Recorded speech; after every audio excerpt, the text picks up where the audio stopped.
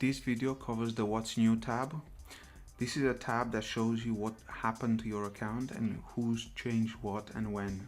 It's a list of all the operations performed, which you can filter, and you can look back at the history of changes. I'm going to filter by Haruki. That shows me a list of operations performed on this contact. I can see I've added this contact a while ago, and I can see what's changed, the data that's been added to the contact and who's added it.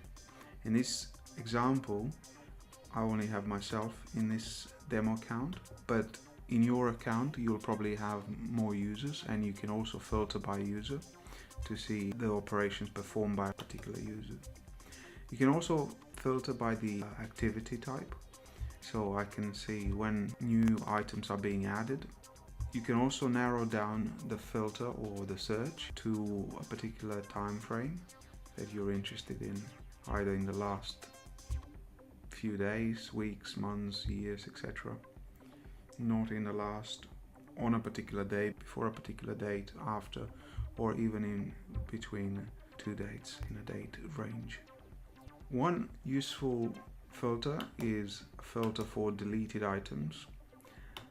You have a lot of operations here. You can filter to see particular operations being done in the account. Deleted items is very useful because it highlights data being deleted in your account. You can run it, and you're also presented with an option to undo the delete. Nothing gets physically deleted immediately. Deletions are being processed over a longer period of time, over which you can undo the changes. So if you delete something by accident, be it a note or a contact, you can always go into the What's New tab and reverse the operation. I'm going to pick a contact, Isaac Newton. I'm going to delete this contact. Once deleted, it disappears from the list and I cannot get to this contact. In the What's New tab, I can see a record of my deleting the contact Isaac Newton, and I have the undo button. Now if I want to undo and get this user back, I'm just going to click that. I'm being told undo operation was successful. This becomes now a link, and I can navigate back to the user. I can also see the contact in the contact list. Nodes and attributes of the contact are all preserved, so if you delete something by accident, don't panic. It's undoable, it's reversible. You're not going to lose any data. Now if this filtering capability is not sufficient, you can also export all your activity in this section here on the right hand side via the download as detailed report button. This downloads it in a format that you can open in Excel or any text editor, and you can search, you can perform various operations in your favorite editor. The download will observe the filter, so if you have a filter set here, it will only download those items. If you don't have a filter set, it will download all the items.